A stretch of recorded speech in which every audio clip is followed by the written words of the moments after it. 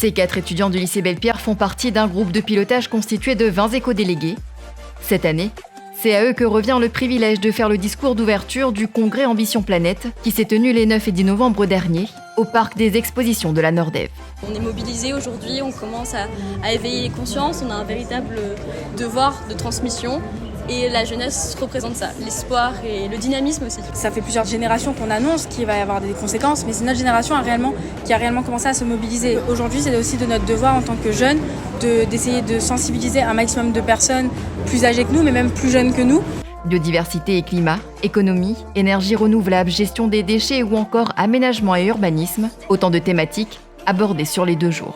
L'idée d'Ambition Planète, c'est de dire comment on tient nos engagements et comment on met en place d'autres engagements. Ce que moi je constate, c'est que la prise de conscience est de plus en plus grande. À l'issue de la première édition, chaque partenaire s'était engagé à réaliser et à mettre en œuvre des actions en faveur de la planète. Prenez l'exemple du village solaire de Mafate, et notamment pour ceux qui habitent en site isolé, leur donner de l'électricité à partir de l'énergie verte, du solaire. On est à plus de 3000 LED changés, on va être à 6000 à la fin du mandat, mais c'est aussi plus de 2000 tonnes de CO2 que nous n'avons pas rejeté dans l'air. Au-delà du constat, ça va être aussi les solutions. Et nous, on aime les solutions. Et surtout, c'est pas qu'on aime, c'est qu'on n'a pas le choix. Il faut des solutions pour l'avenir.